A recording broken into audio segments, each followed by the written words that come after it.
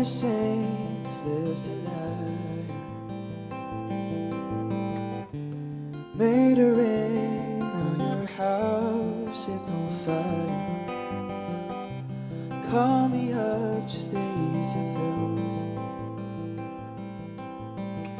Never not afraid to tell you how I really feel. Oh, I can't believe that 1 year ago you were right next to me, telling me how much you loved me so. Couldn't let go. And now we're both scarred but miles apart. You moved on with your life, oh my world falls apart. Trying to hold on tight, trying to carry on.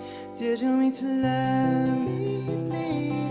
Let me drown in disbelief. Cause I gave you all of me, I gave you everything. Let you see the worst in me, suffocate my energy.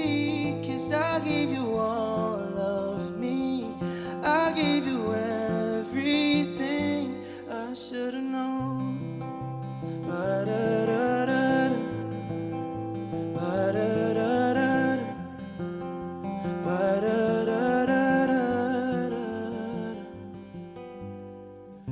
Remember midnight silhouettes, when you place your head on my shoulders. I try real hard not to reminisce,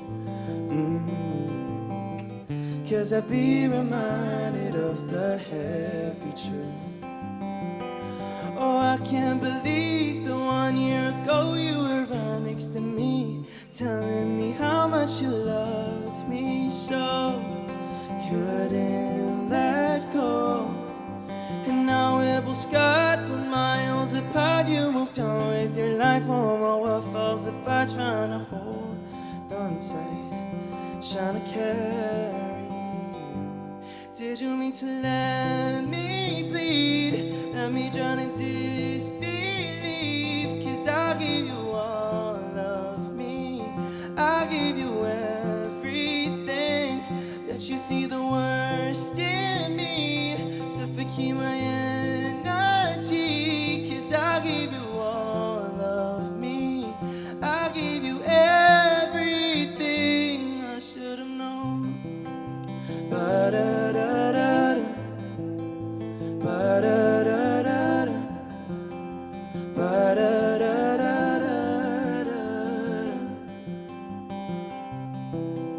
ba-da-da-da-da, ba-da-da-da-da, ba-da-da-da-da-da.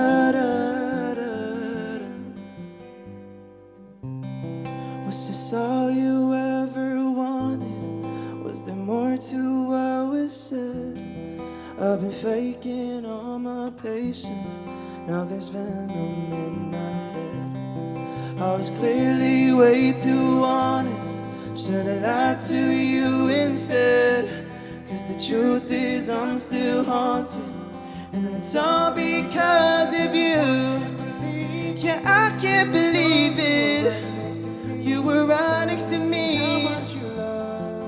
You love me so, couldn't let go. Now we're both scarred but miles apart. You moved on with your life, oh my world falls apart. Trying to hold on tight, trying to carry on. I should've known. Well, thank you very much, Minh and Benjamin, for such a beautiful performance. If I don't see you perform right in front of me, I might think, oh, maybe this is an American or British singer performing. But actually, here he is, Minh, a homegrown Vietnamese singer and songwriter, but primed to break out internationally. And before we sit down and talk, let's watch the following clip to find out who he is. They only see the highlights, calculated high life. Never sleepless hours up until the sunrise, trying to make you happy.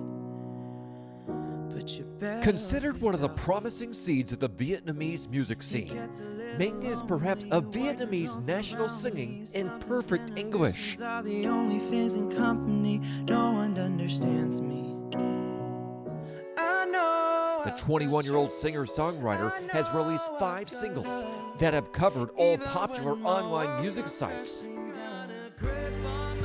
racking up millions of plays and bringing in hundreds of thousands of listeners and positive feedback from the music lover community. Lúc đầu mình nghe được nhạc của mình thì mình tưởng là người nước ngoài hát như một bạn ca sĩ nước ngoài bình thường. Sau đó thì mình mới biết, sau khi mình ra MV thì mình mới biết là mình đang ở Sài Gòn. Khá là wow, tại vì một người Việt Nam sống ở Việt Nam nhưng mà hát được như vậy thì theo cái cảm nhận của mình thì nó đạt được cái chuẩn của nhạc nước ngoài mình nghe.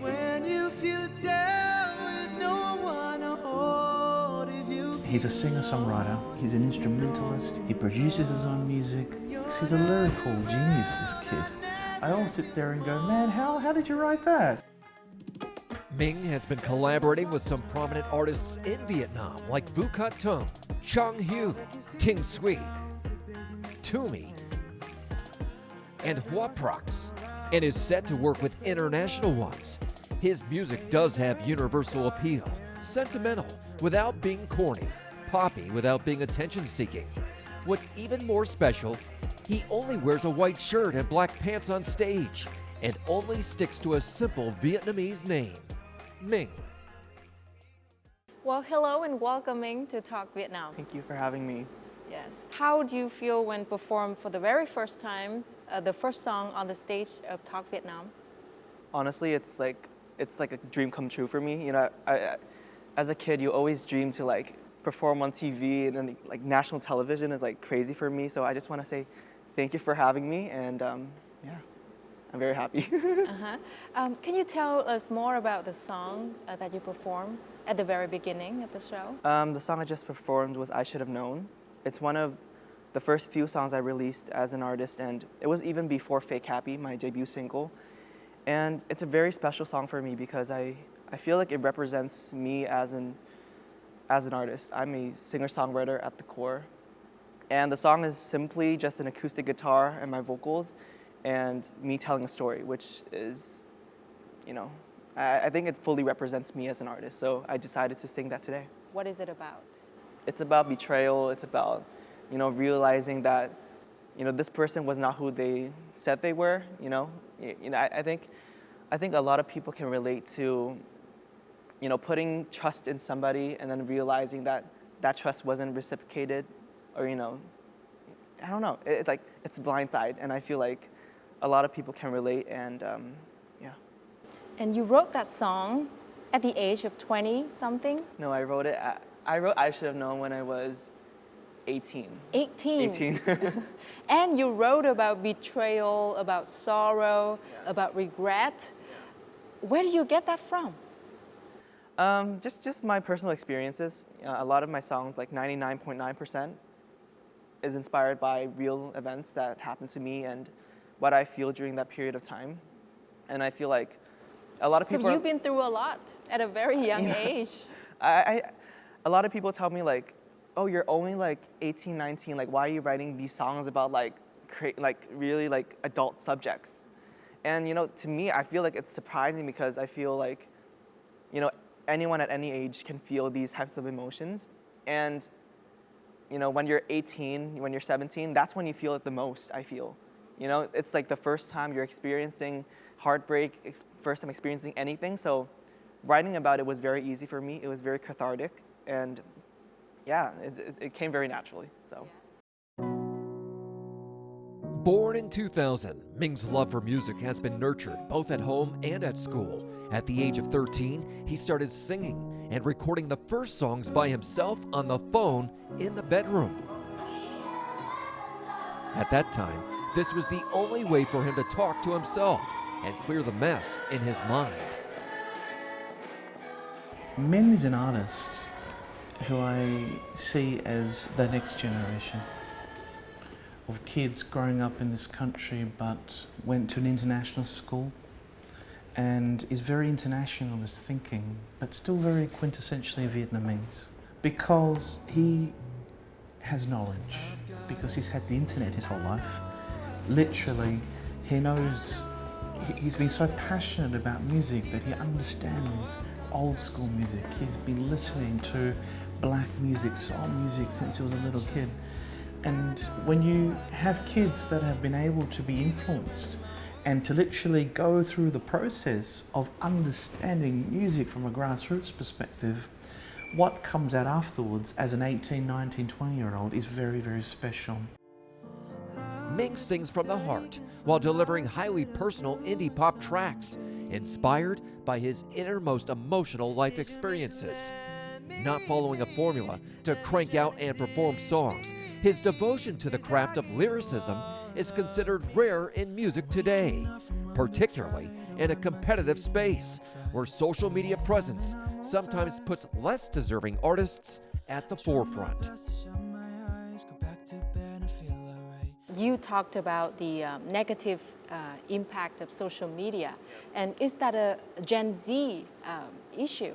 Definitely, I think I think we're growing up now in a generation where technology and social media is like the forefront of everything we do.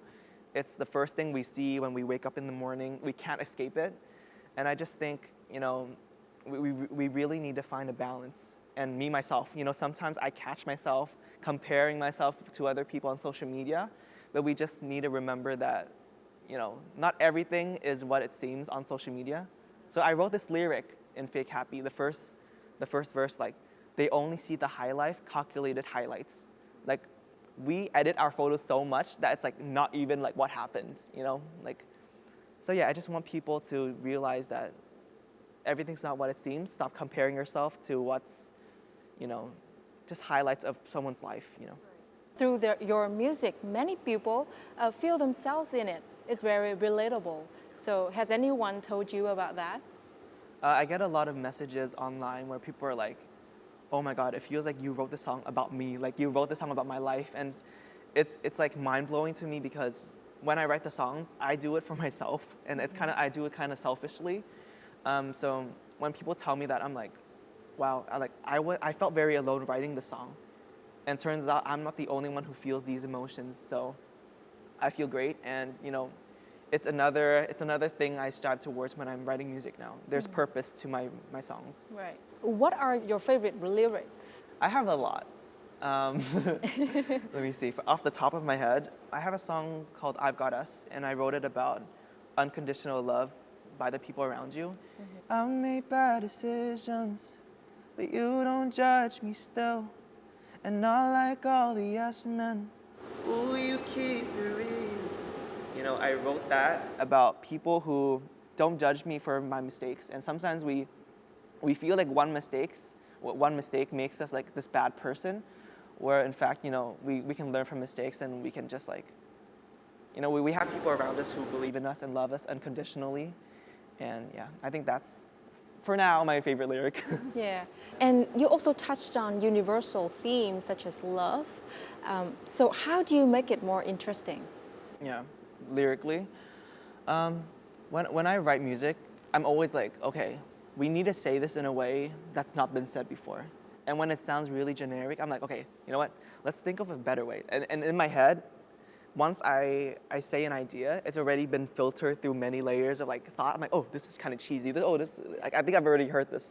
A lot of the artists that I'm inspired by, like Julia Michaels, Taylor Swift, they always have a different way to say some, you know, like I love you. They can say it in a different way, you know, and not a cheesy way, but a more interesting way. So you really have to know like who's a great writer and learn from them. Right. You learn from the best. Right. That's actually a very good advice. Learn from the best. Learn from the best. But how do you make your work genuine, not, you know, influenced too much by the best? Yeah, you know, when I'm in a session, it's never like, okay, let's make the song this sounds like someone else's. And actually, it's kind of like the opposite. Like, I don't like to sound like another artist. I want to sound like myself, and I think my story sets me apart from any other artist, because I have a different perspective on life, and so does any other, you know, any other writer. So yeah, it's just my story, and I try not to copy, you know.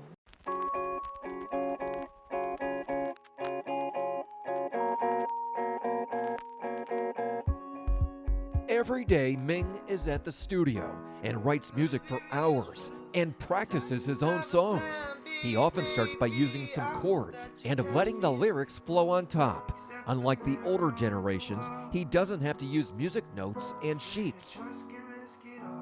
Before, people didn't have mobile phones, they couldn't record instantaneously, so they had to write it down or like write notes down. But for us as young kids, we have phones to record our ideas and stuff, so I think that's a huge difference. And I think the new generation, we're so much more expressive with what we're thinking, and we have more, we have a bigger outlet to release our music, like Spotify and Apple Music.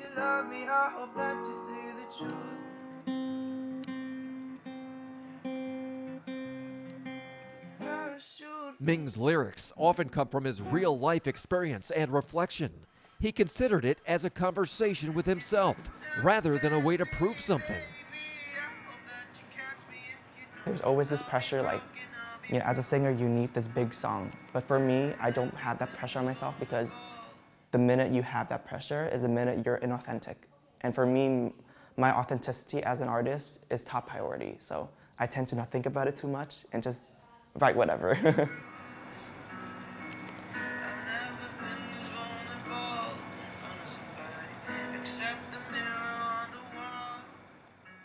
You started composing at the age of 13, Yeah. am I right? Yeah. Tell me about the very first day that you sat down and you wrote your first song. Actually, I don't think I sat down to write a song. I think I opened my laptop and there was this recording software, and I just like freestyled some lyrics, and I just left it there. I was like, ah. And then a few days later, I hear my brother making fun of me because he found it. He plays it. I'm like, oh my goodness. From then, I was like, I knew I wanted to write, but I didn't know how to start. And it took me just like sitting down and just doing it, and not overthinking. Like, yeah, I just started writing. Yeah, it feels like your motto is just do it. Just exactly. Just do it. Literally, my motto in life, like just do it. Think about the consequences later. Take risks. Take a lot of risk. High risk, high reward, in my opinion. High risk, high return. Yes, exactly. Did you ever go to musical school or I never. music school? I never. Never? I never. So how did you know how to write music and the chords? By ear. By ear? I think what's so great about this generation right now is that everything can be learned online. And you can learn piano online, you can learn guitar online. You might not be the best, but you can learn enough to write a song. And did you learn it on YouTube? Through I learned YouTube it on videos? YouTube. I literally, I would search a song that I liked, and I would search chords, and I would look at the photo of the chords, and I would copy it, and then I would learn through that. Songwriting, I didn't actually learn from anyone. I just wrote a song, yeah. Actually, from the article I read online, Yeah. It said that your parents also tried to send you to a music school, but then after a few days you dropped out because you thought it's too boring. This was when I was like 9 or something, and my dad signed me up for guitar lessons at Nhà Văn Hóa Thiếu Nhi. Yes, and then I just didn't like it. I don't think I'm like patient enough to sit there in a room of like 10 people, and then the teacher, giving me 15 minutes of attention, so I felt like I always wanted to do things myself. Right. And it's more fun when you learn it yourself, I think. A question that a lot of the audience out there really want to ask you: where do you learn English? Yeah, a lot of people have asked me that. When I was very young, I was in a school where English was the main language, and we were only allowed to speak English. We were not allowed to speak Vietnamese. So then I really developed my speaking skills, my writing skills, and all of that in school. And growing up, my friends and we really loved, watching Disney Channel, which was very big at the time. And we really developed, I don't know, it's just, it came really natural to me. I don't know how to explain it, but just listening to a lot of Western music and TV shows really helped me with my English. Is it more difficult to write in English or in Vietnamese? No, I think it's very easy for me to write in English because, inside my head, like consciously, like I think in English. So, when I write it, it's kind of like, oh, how do I feel? I just write it. There's no there's no translating. It's just like I write as I think. It comes very naturally to me. Right, and maybe you feel more comfortable in writing in English. Yeah, and I've also tried to write in Vietnamese, and I feel like it's all about your thought process. Don't overthink it. I've written a few Vietnamese songs, and when I approach Vietnamese songs, I'm like just think. You're like, don't overthink. just write it. So any language you write, I feel like just be calm and say it how you would in that language. Right. In the Vietnamese market, the entire population, for the entire population, Vietnamese is still the main language. Yeah. And here we have a singer write songs in English, sing in English. Yeah. So what do you think about that? Do you think it's a little bit risky to reach to the mass? Of course, I understand, it's a risk to write English songs in Vietnam, but I feel like, my biggest goal is to get my music heard outside of Vietnam, bring the Vietnamese image outside. So, That's a very ambitious goal. Yeah, so I really hope, I think music, is beyond language. And, people who support me right now, believe in the message that we can, be more than, reach higher heights. Mm-hmm. So I really hope that people support and understand the message that I'm trying to tell. And yeah. So which market are you aiming at? Foreign market? My biggest dream, to reach the US, China, Japan, huge markets. Mm-hmm. And I feel like writing in English allows me to get there. Right. And it's a language that everyone can understand. Right. It's a kind of universal language. Yes. And there's no border. Ming has spent the past year preparing for his debut album at INQ International Studios. In this process, he has the perfect foil and co-writer Benjamin James. James is a British record producer and songwriter. He used to tour the UK, Europe, and the US before arriving in Vietnam and collaborating with many young Vietnamese stars like Thông or Camise. We write songs every week, that's our kind of regular schedule, which is just, it's really important to make sure that there's a back catalogue of music, and not every song you write is the best song, is going to be a hit or will get released. So it's really important to make sure that constantly writing and constantly trying to take your writing in a different direction or step outside your comfort zone a bit. Benjamin could still recall his first impression of Ming 3 years ago as a very confident and specific young artist, and he knew exactly what he wanted to say sonically. Now for this album, Ming has a lot more to offer. He's a lot more adventurous vocally in how he uses his voice when he's writing songs, and the range, how low he goes, how high he goes. That's probably the biggest difference that I would say I see. Ming also added a different vibe in his first album to create more diversity. Apart from his acoustic tracks, he added some disco elements to create a more fun mode. Music producer Michael Choi has been working with Ming in his experiment. Choi is a well-known bass player and used to produce music in the US and UK. He's collaborated with famous global stars like Annie Lennox, Mika, or Zara Larsson. I like working with men because he singer-songwriter category, which is the Ed Sheerans, the Adeles, the Sam Smiths. His work ethic is always very good. He never complains about working too hard or having to work long hours. He actually enjoys it. So that to me is a sign of a real musician. So the talent is one thing, but the other elements are probably more important, if I'm honest with you. With his debut album and his talent, Ming will embark on a journey to win the hearts of a global audience. Now you're about to release your very first album, I believe. Yeah. So tell us more about that. This is my first album, and I feel like, it's anyone's debut album is like their baby. It's like we want to perfect it, we want to make it good, make it, you know, I don't know, it's really special to me. Is it true that to prepare for an album of 15 songs, you set the target to write 100? Oh, I've written over 100 songs. I feel like it's very normal to write a lot of songs, then filter them out, because not every song you write is gonna be good. I heard Adele, she wrote like 200 songs, and then she picked like 10 or I don't know, something crazy. It's a part of the process, which I love doing. You know, writing a bunch of songs, writing every day. I have a session to write every day, and then just creating the best body of work that I can. So we talked about songwriting. Yeah. Now I want to touch on performing aspect. Yeah. You have a very unique style. Yeah. You only wear black and white on stage. True. Tell me more about that. Okay, so I started doing this when I was like 18. We were like, how are you gonna dress on stage? And I'm like, I don't know. I just feel like my music, I want my music to speak for itself. And I just don't want the glitz and glam to like distract people from what I'm trying to say.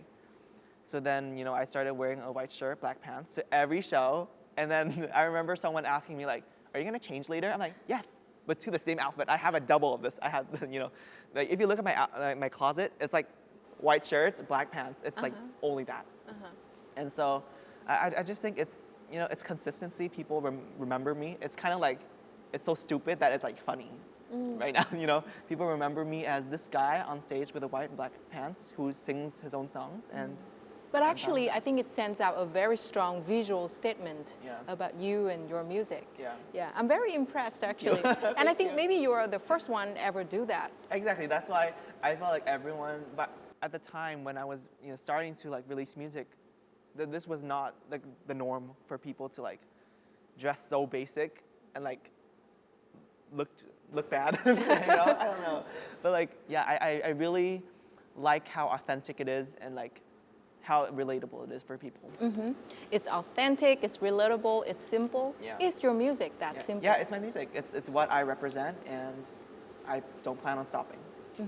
It's authentic, right? Yeah. So Minh is your stage name, right? Yeah. Why didn't you choose an English name? Because you sing English songs. Yeah. That's why I didn't pick an English name, because I remember when I was gonna pick a name, it was never a question in my mind to have Minh as my name, because I just And think Minh in capital, right? Minh in capital, because I think I like my name. I love my name since I was young. I loved it, and I just think it really represents me as a Vietnamese person. You know, my music is already English, and I don't want to, you know, westernize my name as well. I want to keep it authentically me, and bring the Vietnamese image outside of Vietnam. You know, they listen to a song.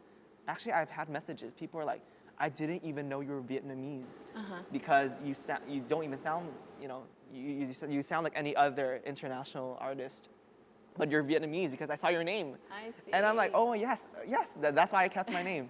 Yeah. What about maybe when people try to Google you and then there's 1,000 Minhs out there? Well, you know what?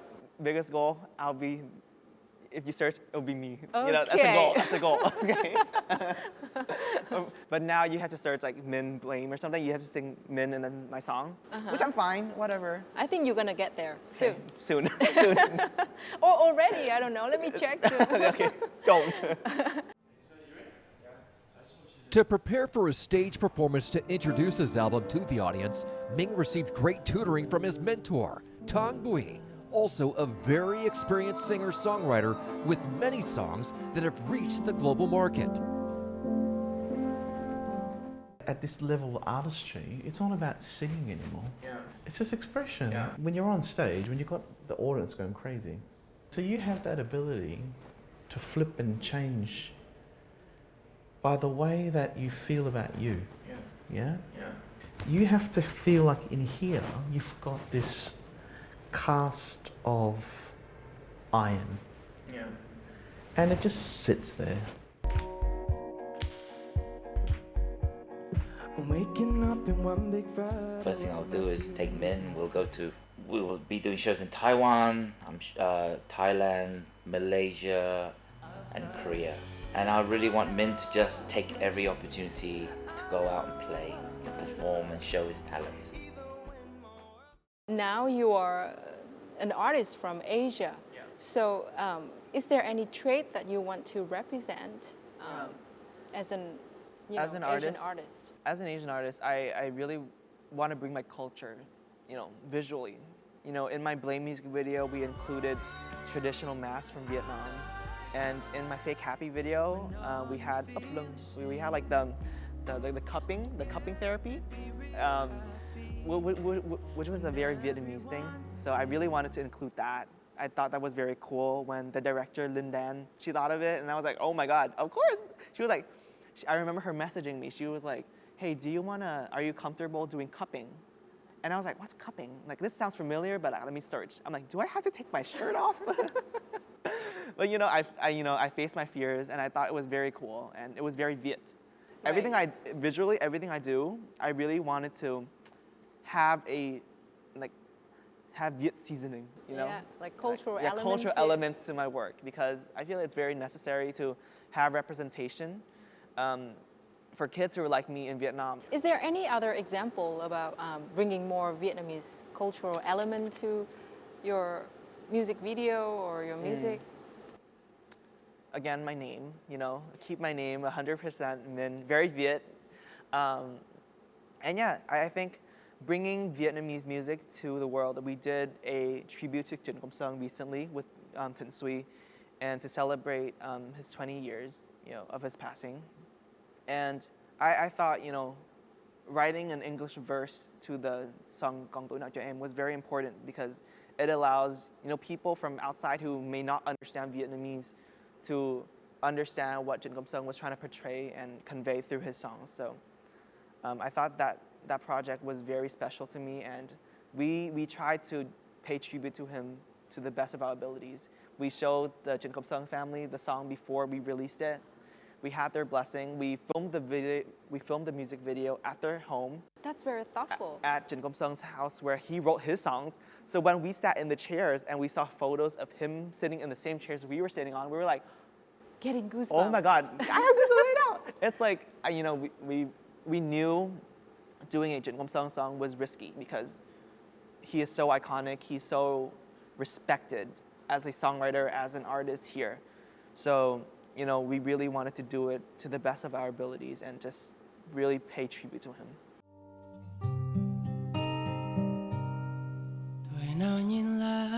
In early 2021, Minh has teamed up with one of the most popular Vietnamese indie singers, Thịnh Suy, to release the special version of the song Con Tuổi Nào Cho Em by one of the most celebrated and beloved songwriter in Vietnamese music industry, Trần Công Sơn. It was dedicated to the 20th anniversary of his passing.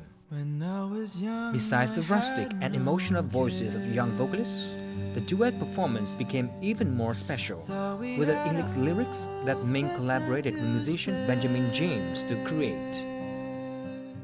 Mới đầu mình cũng thấy chắc là sợ tiếng Anh nó không hay, nên là mình cảm thấy khó, nhưng mà sau khi được đọc lời tiếng Anh của anh viết bài đó dịch ra thì mình cảm thấy hay, và mình kiểu cứ làm trước đi đã, nhưng mà không kỳ vọng gì ấy. Nhưng mà đến sau cùng khi mà làm xong cái sản phẩm thì mình thấy rất là thích, và đúng như cái kỳ vọng ban đầu mình là muốn đưa cho những người không hiểu tiếng Việt có thể hiểu được cái vibe đó, cái mood đó. The team hopes that this will help remind the young Vietnamese generation of Trần Công Sơn legacy, as well as introduce his music to the international audience living in Vietnam and abroad.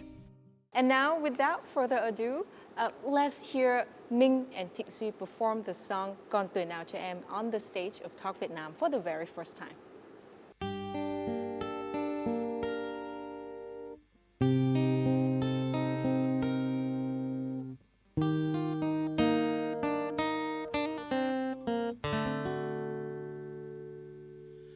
Tuổi nào nhìn lá vàng úa chiều nay, tuổi nào ngồi hát mây bay ngang trời, tay mang trôi trên vùng tóc dài, bao nhiêu cơn mơ vừa tuổi này, tuổi nào ngơ ngác tìm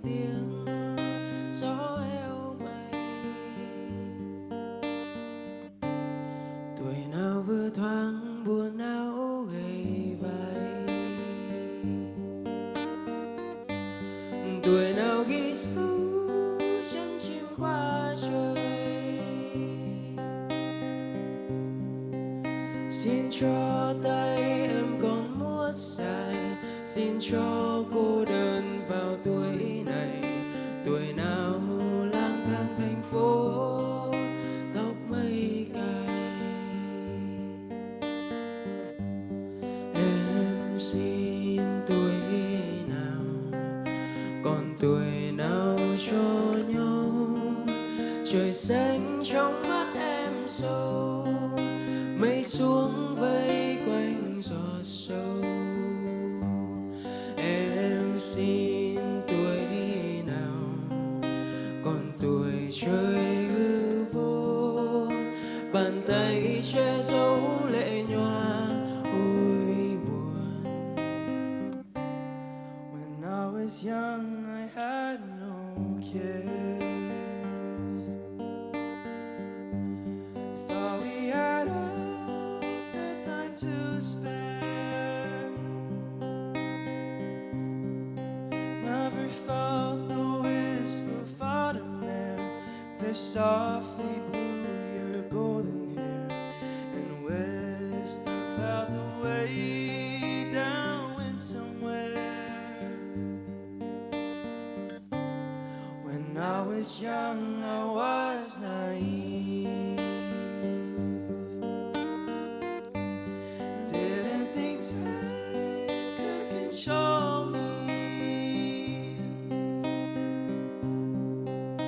but yet it crept up slowly, left signs that it still owns me, then slipped into the mist to mock me. But now I am old, I've learned to let go, now keep my treasures close, not fight what I can't oppose. 'Cause now I am old and felt the winter cold and seen beyond the fold. I know tuổi nào vừa khóc tình đã nghìn thu. When I was young I had no care, tuổi nào mơ kết mây trong sương mù. Thought we had all the time to spare, never felt the wisp of autumn air that softly blew your golden hair and wished the clouds away downwind somewhere. Em xin tuổi nào, còn tuổi trời hư vô, bàn tay che giấu lệ nhòa ôi buồn.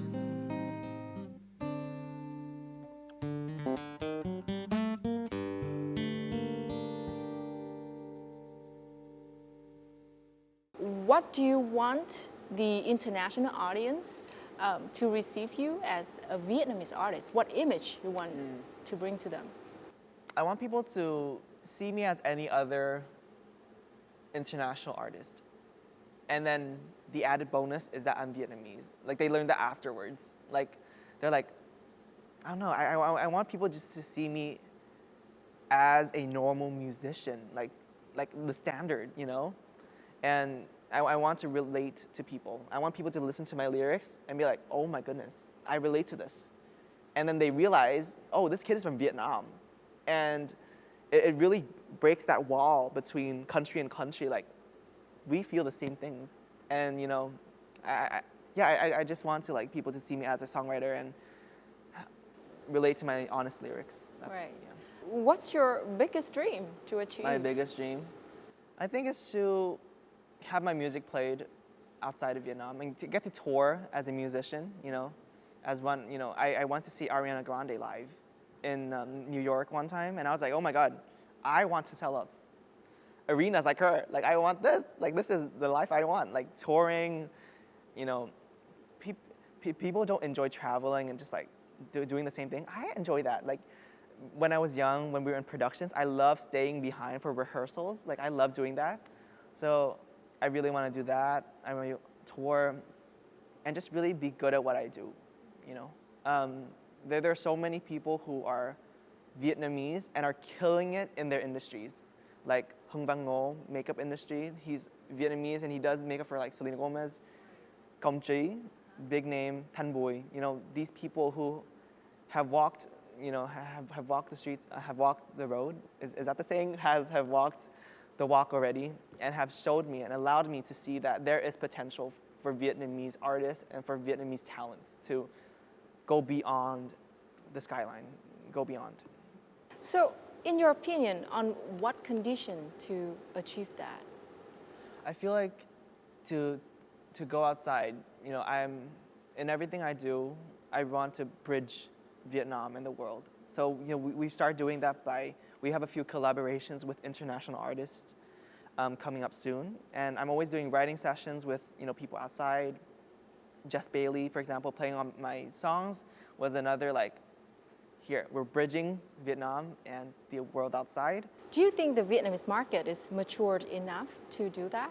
I feel like now, more than ever, we're getting there. You know, with streaming platforms like Spotify and Apple Music, you know, people in my generation and people who have access to streaming platforms, we can listen to so many genres of music and so many, you know, things. There's so much access to so many things, and it allows us to see the potential. And yeah, YouTube. When I was young and I'm watching YouTube videos, I'm like, you know, I'm watching someone in America, I'm watching someone in Europe.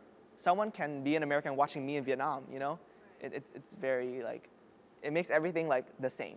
You know, there's no, like I see. walls anymore. It's like the world is flat. Yeah, there's no right? borders anymore. No border. The world is not flat. We're not flat earthers here. Then the world is what? The world is equal. Equal? I would say equal. I like that. Yeah. Yeah. Well, thank you very much Thank for you your so much for sharing having today. me. And we wish you all the best Thank for you so much. for the release of your album. I hope the to very come back first one. one day. Yes, and Thank we'd you so love to much. have you back. Thank you so much. Thank you. And that has brought us to the end of Talk Vietnam, and I hope that through the sharing of Minh, a very young artist, singer, and songwriter, somehow he reflected the will of younger Vietnamese generation, the Gen Z, to go international. And there's no border in music and in everything. And that has wrapped up this edition of Talk Vietnam. We'll see you again next time. I'm psyching myself out. I wish it was